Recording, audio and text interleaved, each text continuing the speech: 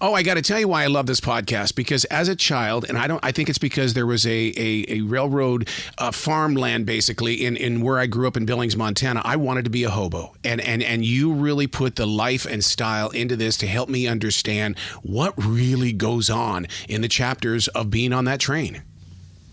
Oh, the romance of the rails is, I think, part of American culture. When you see that train, you often think, oh, what if I was on that train? Yes. What if I could just walk out the door and say goodbye to everything that bothers me and worries me and just throw it all up to fate, And I think every American is kind of like, get me out of here at some point. And I think that's what motivates. I really appreciate what you just said. Also, Montana, such a rail culture there. Oh my God. I don't know if you listened to episode 3, but CC Ryder, this grand old lady of the rails, lives right next to the tracks in Havre, Montana, and she's got a hell of a story.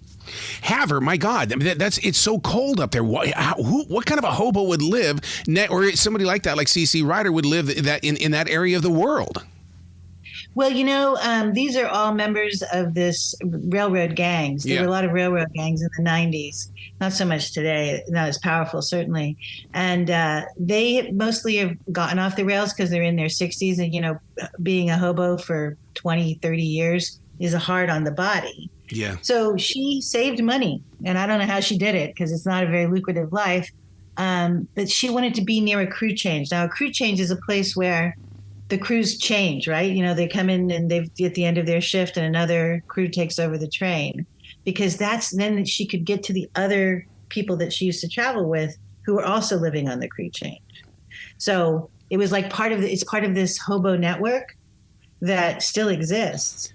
So that's why she ended up in Havre, Montana. We're going to go pretty deep into this with Havre and with that area where so many hobos have gathered and things. And I have to ask you, because I know the history of Havre in the way that it is a meth capital of the world. Did you see more drug abuse there than any other place? I didn't see, when I went to visit her, I didn't see that much drug abuse. I would say most of the people that I met who travel the rails are alcoholics. Yep. There's a lot of alcohol, a lot of binge drinkings. And so when they're panhandling, they're panhandling just to get a handle at the Tiger Mart that's going to cost them $14. And then everybody gets to share it, because it's sort of a collective culture. There is a lot of heroin on the rails. Mm-hmm. A lot of that. I didn't see so much meth, although I know it exists. One of the things about this, the adventure or the love for it, is the fact that when you'd be sitting at a railroad stop and you'd see a hobo sitting in a car, and it was like they always looked free. Did you pick up on that when you were with them? That it's like their souls were like, no, I'm not. I don't want to go anywhere but where this train is taking me. Right. When they sit on the edge of the train yard, they scrutinize the trains. Because if you're experienced, you can tell where a train is going by what cargo it carries. Oh. So if you're in the Pacific Northwest and you see that there's a car full of lumber, it's a pretty good guess that it's going to end up in the Bay Area, San Francisco, off to China, because we export $8 billion a year of lumber from our forests to China, right? So if you're trying to figure out, I want to get, to Oakland, that's my train. So there's this. Then there's also this thing which I've got a copy of called The Crew Change, the same thing that we were talking about before, which is this insider's guide to the rails that is made by hobos. They have a listserv where they say, okay, this yard has changed. They built a bridge over here. You can't get into this access point, which allows you to scrutinize the train yard and know where to stand to get the train that's going in the direction that you want to go. So there's a connection, there's a web of communication between these hobos that wasn't possible with the hobos in the 30s, because now everybody's got cell phones. Oh yeah. Did you take a long time for you to learn how to jump on to the train? Because you know how Hollywood is. Hollywood makes it look like the train's going 5 or 6 miles per hour and you have to run beside on the gravel and then you jump on. Does it really play out like that? Most people don't want to hop on a moving train because that's incredibly dangerous. Mm-hmm. I mean, I have in episode 4, which is about how you hop a train. Yes, I humiliate myself with my attempt to hop a train and I'm not able to do it. I don't have the courage. I don't have the physical strength. Because if you're going to get on the scene that you're talking about, the Hollywood scene, so what you have to do is you lay in the bushes alongside the train and you wait for it to start to move, because you don't want to get on a stationary train. You want a train that's leaving, because a train could be sitting there for hours, days in some cases. So if you figured out what train you want, you wait until it starts to move. But you have to go at the right moment, because there's bolts on the side of the wheels, and they call this the blur. And if the bolts are going so fast that you can't see the individual tops of them, then it's going too fast for you to jump on. So what you do is you run alongside the train, you throw your pack and your dog in many cases up into the boxcar, and then you grip the side of the boxcar with your hands and hoist yourself up. So the guy who describes this in episode 3 of City of the Rails is 6'1" and very athletic, in his 20s. I'm none of those things. And when you hoist yourself up, you have to do it with great confidence, because if you don't make that move correctly, it's like a gymnastics move. You slip back under the boxcar, and that's how you lose your legs. Most of the people go, so go ahead, sorry. No, we're talking about Mike, right? I mean, because the way that Mike opens up, first of all, the way that you open up this podcast is the greatest cliffhanger, because with Mike being introduced in episode 1, I know that we're going for a ride here, but I just don't know where we're going until you get to the next episode. Oh, thank you. I thank you for acknowledging that, because when I started looking into this world, I had no idea where I was going either. I didn't know where it was going to lead me. All I knew was I had a sense of urgency. My daughter had disappeared onto the rails, and what was the choice that she made? Why did she decide to do that? What was she going to be getting out of it? Because the normal response would be, she's rejecting me. That's what a mother always thinks. It has something to do with me, But she wasn't running away. She was running to an actual world that has its own sense of value and justice. And that's why I called it the City of the Rails, because it's not just the hobos that are part of this world. It's also the workers, the engineers and the conductors and the people who work in the yard. Once you touch the rails, they sort of change you, and there's a way in which your life is forever altered by this interaction with the trains, because it's the romance of the rails, but it's also the brutal nature of these big beasts of the train, and throwing your body up against that train on a daily basis. It changes you, So yes, it was a search for her, but at a certain point, it becomes also an absolute fascination with me, because here is this world that we see every day. We see the trains all the time, and we have no idea what's going on inside. One of the things that I love about this is the fact that I was very shocked and surprised that the hobos understand the history of the train, and I could sit and talk with stories like that over and over again. I agree with you. I was a history major, and one of the things because I couldn't constantly be looking for my daughter. There's a lot of dead ends in the journey there, but I read all these history books, and so much of our world is shaped by the rails. Historians say that a country becomes modern when it gets its first railroad. Like if you don't have a railroad, you haven't really come into the 20th century from back then, right? And it's also about all the things that the railroads gave us that we don't even know. Like railroads created time zones. Railroads are responsible for Sprint, which was Southern Pacific Railroad internal telephony. They later lay fiber optic cables along the tracks and then sell those cables to become a cell phone company. Oh, my God. They also invented all of the political corruption, not all of it. I'm sure there's been corruption before the rails, but a lot of the mechanisms of political corruption were invented by the rails, including lobbying. So after the Civil War, the railroads were booming. They were the high tech of their time. Like the language was exactly like they say high tech. More railroad will bring the country closer together. People who are enemies will become friends because we can communicate face to face instead of at a great distance. We all know how that works out. But so all of these guys descended on Washington, D.C. to get the massive subsidies that were available to the railroads because, the government was giving them free land and backing their financing. But so where would they hang out to try to nab the congressman? In the lobby of the Willard Hotel, which is where all the congressmen stayed, or in the lobby of Congress. So hence lobbyists. Oh my God.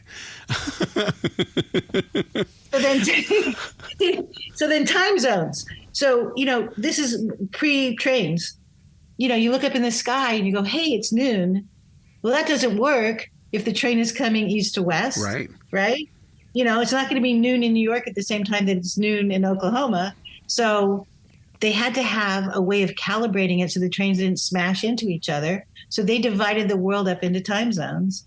And we've been living on railroad time ever since. I can't imagine what your journals look like, because when you hear stories like this and you really start sitting down to say, oh my God, this is very real. This is not somebody's fantasy or the way somebody has bent history. I mean, you're listening to it as it has, shaped our lives. Oh, yeah. Yeah. I mean, it's quite a surprise, to see, because I before I started this, I didn't really think anything about trains. Right. Most people don't, they're just kind of this analog technology that we ignore. I had no idea that they were in the 1860s, like as powerful and as important and as controversial as high tech is now. When you entered Colton, California, it gets real. And I suggest that listeners really, they've got to start with episode number 1. Do not start at episode number 5. You've got to go the entire journey, because I think I get emotionally involved with Colton because of the fact that if they don't start at 1, they're missing out on a lot.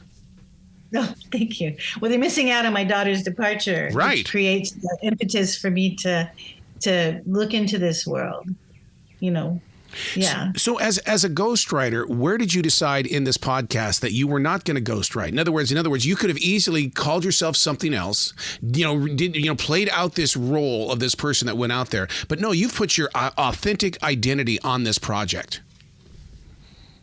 When I'm working with somebody else, the job of a ghostwriter is to essentially disappear into somebody else, and to make sure that you accurately portray the life experience that they have, and also to believe them, to believe that what they're telling is a true story from their perspective.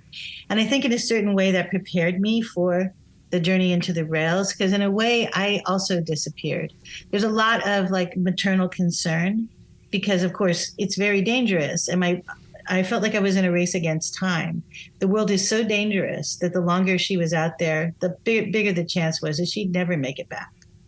And so that was my motivation. But in another sense, I was curious about her. I mean, here was this person who had lived with me her entire life, and yet she did this without me understanding that this is what she was going to do, without having no anticipation that this was her choice. So what was the choice that she made? And why did she make that choice? Why would anybody choose this life? And what kind of values did it have? What kind of community is created there? What are the relationships between the people? So in some senses, all this journalistic and ghostwriting training prepared me for this. Do you find yourself wanting to go to another level in the way of, okay, now that I've really gotten deep into the rails, I want to go see what the lifestyle of a carny is, or I want to go see why are people drawn to become roadies for concerts? Because you're still running, you're still a part of that of bringing people together in areas. But then tonight we got to go. You're really very astute in the way you ask questions. You're almost like a psychic, because I have always been interested in outsiders, because I used to work for People magazine, and I know the world of celebrity and the world of movie stars and all the rules and the strictures that control that world. But I've always been much more interested in the people who say, I'm not doing that.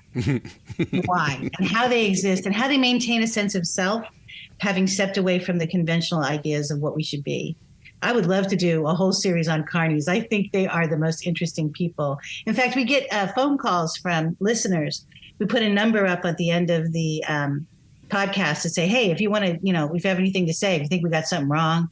I got a carny call the other day because he was like, I always wanted to hop trains, but I didn't do that. I became a carny. It's kind of the same thing. Oh yeah, there's such a romance there too. Because you get to see the world. I always joke around and tell people, if you want to see the world, go into radio. You'll be all over this country within a year, and because you just jump from city to city to city. Yeah, exactly. Wow. So then what happens to your writing self now? Because I know as a podcaster, once that becomes your voice, that writer on the inside of you must sit back in its own little corner going, am I next? Am I next? There's going to be a season 2 that is going to be 100% different. It's still in the rails, 100% different about another story that I uncovered while I was doing this. Nice. And I think it's going to shock people when that comes out. And there's going to be a hell of a cliffhanger at the end of this. It's episode 10. But I think people are going to go, what? So you do believe in continuation, because you've got to be like water. You've got to be able to flow, and whatever, if you flow right, the other things come to you, and that seems to be the type of personality you are.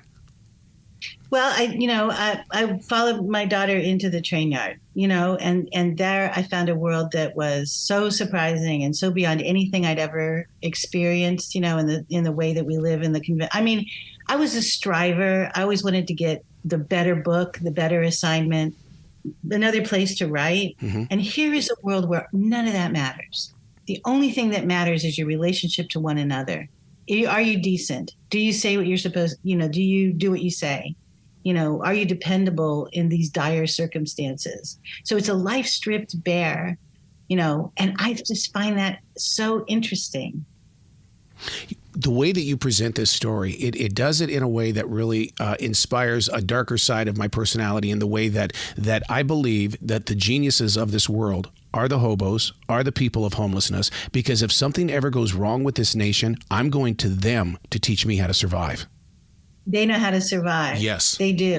And they know how to form a kind of bond, because one thing that you see in the previous episodes, besides the one that comes out today, I'm so glad you like the one about Colton, is that the way you survive is by having a crew of people that you absolutely depend on, that have your back no matter what in these dire circumstances. And, a lot of us don't really have that. We have these sort of superficial relationships, and we're going to run our own show, be independent in our homes. But these people are completely interdependent with one another, and that's an incredible bond. Did you meet anybody else? In other words, you met him in one city, and then maybe a year later, you met him in another city. And it's like, oh my God, where have you been on your journey? Well, Mo, it was like, first I went to Roseville, which is kind of near where I live in California. It's only an hour away. And I had engineers and conductors show me around the yard, take me into the yard, so that I could understand the dangers that anybody who was trying to hop a train would face. That's classic journalism, And then everybody kept telling me in the episode that you just listened to that the capital city for hobos was Colton, California, which is this dusty little town 50 miles east of Los Angeles. So I thought, I'm going to go to Colton. I want to see the capital city for hobos. So I just kept following that sort of journalistic feeling of like, that's where the story is next. This is where the story is next. And everywhere I met the most fascinating people. Yep. You're going to meet more of the people from Colton in the episodes to come, because every train yard has so many characters and so many stories. I mean, you could plop me down in whatever train yard is closest to you, and I would have a story that would be worthy of a whole podcast episode in about 2 days. That's how fascinating these are. I would love for you to come to Spencer, North Carolina, which is the Transportation Museum, and just to watch you walk through that area of history. Because I just, oh my God, just to hear this and then to be in Spencer is just, they connect in ways that I just think that the average person needs to know. I think that people's lives will be richer if they understand the relationship of the rails to the way that we live today. I think that because I used to just like, oh, the train goes past and I don't care. It's just an annoyance. How long is that train going to keep going past? Because trains are really long now. They used to be about a mile long, and now they're running 3 mile long trains. And so you're sitting there and you're like, oh, that train, let's get out of here. And you don't have no idea, like, who's on that train? Who's on that freight train? Where are they hiding? Because there's all these places to hide, right? And then how are they going to get off? And then when they get off, where are they going to go? So these are the questions, like, how do they pick the train, right? I mean, these are the questions that I really were driving me, because it's such an interesting world in that you think as soon as I answered a question, I had like 9 more, And then train yards have personalities, and certain trains have names. that they're like, there's the juice train that goes through Florida, every day, filled with orange juice. Everybody knows, every real experienced train hopper, the names of the trains, and where they're going to go. And you can sit at the edge of the train yard and figure out, well, I'm going to take that train. That's kind of interesting to me. I'm so jealous. You got to come back to the show anytime in the future. The door is always going to be open for you. Talk about this when we get to the end of the show and the big reveal comes about what episode 2 is about. I think we should talk again because I love talking to you. You ask a really good question. Thank you so much. Well, we're gonna make it a date then. Okay. Okay. All right. Well, and I'm so glad that I'm speaking to people where you are, because there's a huge train culture there. There is. Oh, yes, there is. Big time. Yeah. That's the other thing about this I love, is that it's brought me to parts of America that most people don't see. And once again, I'm jealous of you. Thank you. Thank you so much. You be brilliant today. Okay. Thanks. Bye-bye. Bye.